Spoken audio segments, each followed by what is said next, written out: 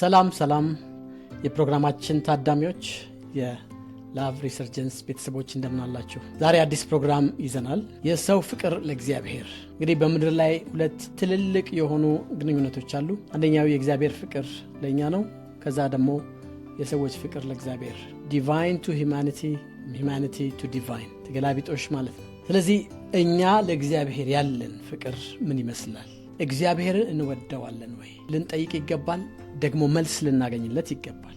ዋናው የግንኙነታችን፣ የህይወታችን፣ የትዳራችን፣ የቤተሰባችን፣ የጓደኝነታችን መሰረት እኛ ለእግዚአብሔር ያለን ፍቅር ነው። እንደ ክርስቲያን ማውራት ስላለብን ማለት ነው። ስለዚህ የክርስቲያን ህይወት የፍቅሩ ጅማሬ ለአምላክ ያለው ፍቅር ነው። ስለዚህ ለእግዚአብሔር ፍቅር ከሌለን አጠቃላይ ህይወታችን፣ የምድር እንቅስቃሴያችን ሁሉ ጥያቄ ምልክት ውስጥ ነው ያለው፣ ክርስቲያን ከሆንን ማለት ነው።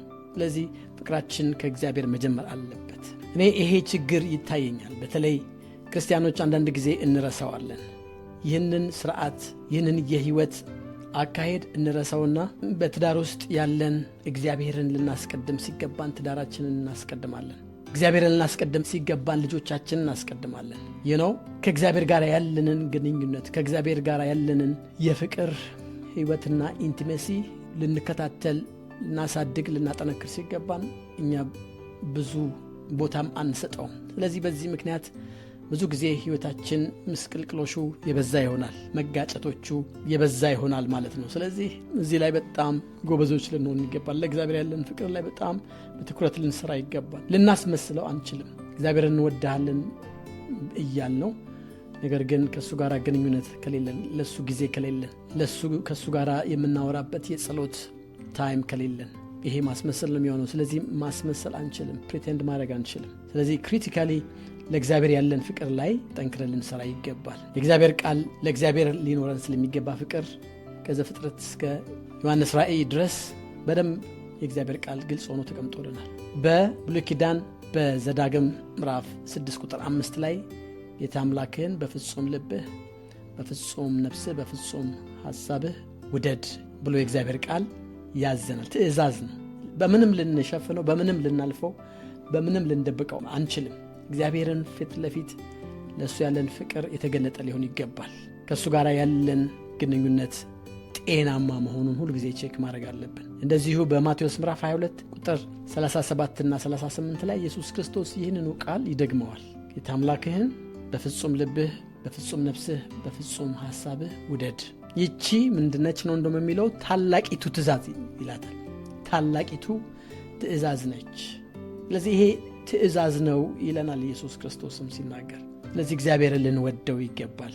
ከእሱ ጋር ያለን ህብረት፣ ከእሱ ጋር ያለን ግንኙነት እጅግ ጠንካራ ሊሆን ይገባል። ባለፈው ጊዜ ተመልክተናል። እግዚአብሔር ለእኛ ያለውን አስደናቂና ጥልቅ የሆነ ፍቅር፣ ግንኙነት፣ ህብረት፣ ለእኛ ያለው ክብር ያለምንም የሆነ ነገር ፈልጎ አግኝቶ ሳይሆን የወደደን ያለምንም ቅድመ ሁኔታ እግዚአብሔር እንደወደደን፣ እግዚአብሔር መስዋዕታዊ በሆነ ፍቅር እንደወደደን፣ እግዚአብሔር በዘላለም ፍቅር እንደወደደን አይተናል። ስለዚህ እኛም እግዚአብሔርን ስንወደው የሆነ ነገር ስላደረገልን ሳይሆን፣ የሆነ ጸሎታችን ስለተመለሰልን ሳይሆን፣ ነገር ግን እግዚአብሔርን ስለ እግዚአብሔርነቱ፣ ስለ አምላክነቱ እግዚአብሔርን ልናመሰግነው፣ ልናመልከው፣ ልናፈቅረው፣ ልንወደው ይገባል ማለት ነው። እግዚአብሔርን ስንወደው አንዳንድ ጊዜ በተለያየ ነገር ውስጥ ልናልፍ እንችላለን።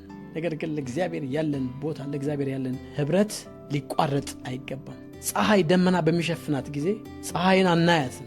ጭግግግ ብሎ ልናይ እንችላለን፣ የሆነ ድምን ብሎ ልናይ ነው እንችላለን። ነገር ግን ፀሐይ ማብራቷን በዛ ውስጥ ሆና አታቆም። ስለዚህ ደመናው ገለል ሲል፣ ጭጋጉ ዞር ሲል ፀሐይ እዛው ነው ያለችው። እና በህይወታችን ላይ የተለያየ ነገር ደመናው እና እንደ ጭጋጉ የተለያየ መከራ ሲያልፍ፣ የተለያየ ችግር ውስጥ ስናልፍ፣ ግንኙነቶቻችን በተለያየ ቻሌንጅ ውስጥ ሲሆኑ፣ አፕስ ኤንድ ዳውንስ ሲበዛ፣ እስቲል ለእግዚአብሔር ያለን ፍቅር ሲታይ እዛው ሊሆን ይገባል። የሆነ ነገር ስናገኝ እግዚአብሔርን የምናመልክ፣ እግዚአብሔርን የምንወድ፣ ወደ እግዚአብሔር ፊት መቅረብ የምንፈልግ፣ ነገር ግን የሆነ ነገር ደግሞ ሲጠፋ፣ የሆነ ነገር ውስጥ ስናልፍ፣ ነገር ዓለሙን ሁሉ ትተን ለእግዚአብሔር ያለን ነገር ሁሉ ትተን በሌላ ነገር ውስጥ ስንሸፈን፣ በማግሮምረም፣ በተለያየ አንዳንድ ጊዜ እንደው ራሱ እግዚአብሔር እንዳመጣብን እያደረግን በማሰብና በመናገር በዛ ውስጥ ስንቆይ ይሄ መልካም አይሆንም። ግንኙነታችን ይጎዳል፣ ህይወታችን ይጎዳል። እያንዳንዱ የህይወት እንቅስቃሴያችን ችግር ይገጥመዋል ማለት ነው። ስለዚህ እግዚአብሔር የሥርዓት አምላክ ነው። በህይወታችን ውስጥ መጀመሪያ እግዚአብሔር ሊሆን ይገባል። እግዚአብሔር ትዳር ያለን ሰዎች ቀጥሎ ትዳር፣ እግዚአብሔር ምናልባት ልጆች ካሉን ከእግዚአብሔር ቀጥሎ ልጆች፣ ስራችን ከእግዚአብሔር ቀጥሎ ሁሉ ነገራችን፣ የህይወት እንቅስቃሴያችን እግዚአብሔርን መጀመሪያ ያደረገ፣ እግዚአብሔርን ማዕከል ያደረገ፣ ሴንተር ያደረገ፣ የቤተ ክርስቲያናችን እንቅስቃሴ አገልግሎት እግዚአብሔርን ዋና ያደረገ፣ እግዚአብሔርን የበላይ ያደረገ ሊሆን ይገባል ማለት ነው። ስለዚህ ለእግዚአብሔር ያለን ፍቅር ለኛ ደግሞ ላሉን ግንኙነቶች፣ ላሉን የፍቅር እንቅስቃሴና ህይወቶች ለእግዚአብሔር ያለን ፍቅር ነው እና ለእግዚአብሔር ግን ያለንን ፍቅር ደግሞ እንዴት እናሳድጋለን? የሆነ እግዚአብሔርን በቃላት አንሸውደውም። በቃ ወድሃለሁ እያለን ተግባራችን ግን ከሱ የራቀ ህይወታችን ከሱ የራቀ ከሆነ ይሄ እውነት አይደለም። ለእግዚአብሔር ያለን ፍቅር ሊያድግ ይገባል። ስለዚህ ለእግዚአብሔር ያለን ፍቅር የተዘነጋ ይመስለኛል። ብዙ ጊዜ የራሳችን ህይወት ላይ፣ የራሳችን ኑሮ ላይ፣ የራሳችን ህይወት ላይ ነው ትኩረት አድርገን የምንወጣው የምንገባው እና ሌላው ነገር ይውጠናል፣ ሌላው ነገር ይሸፍነናል። ለእግዚአብሔር ያለንን ህይወት፣ ለእግዚአብሔር ያለንን ህብረት ይወስድብናል። ስለዚህ እዚህ ጋር ልንጠነቀቅ ይገባል። ለጌታ ያለንን ፍቅር ልናሳድግ ይገባል። ከሱ ጋር ያለንን ፍቅር የምናሳድገው ግን እንዴት ነው? ከሱ ጋር ያለንን ፍቅር የምናሳድገው የመጀመሪያው በጸሎት ነው። ስለዚህ ጸሎት ለእግዚአብሔር መናገር ነው፣ ለእግዚአብሔር ማውራት ነው። ከዛ በኋላ ደግሞ እግዚአብሔር እንዲያወራ እኔ ደግሞ ሰማሃለሁ አንተ ተናገረኝ ብለን ለእግዚአብሔር ቦታ ልንሰጠው ይገባል። ግንኙነት ሁለትዮሽ ነው አይደለም? የሰዎች ግንኙነት። ስለዚህ የእኛም ግንኙነት ከእግዚአብሔር ጋር በጸሎት ሲገለጥ ወደ እግዚአብሔር የምናቀርበው ጸሎት የእኛ ፓርት ነው፣ እሱ ደግሞ የሚመልስልን የእሱ ፓርት ነው ማለት ነው። ስለዚህ ያንን በጣም ልንለማመድ ይገባል እና ጸሎትን በጣም ልናሳድግ ይገባል። በዚህ መልክ ጸሎታችን ጠንካራ ከሆነ ለእግዚአብሔር ያለን ህብረት፣ ከእግዚአብሔር ጋር ያለን ቅርርብ እና መያያዝ ጠንካራ ይሆናል ማለት ነው እና ጸሎት ክሪቲካል። ጸሎት ህይወታችን እንዴት ነው? ሌላው ከእግዚአብሔር ጋር ያለንን ግንኙነት የምናዳብረውና የምናሳድገው በአምልኮ ነው።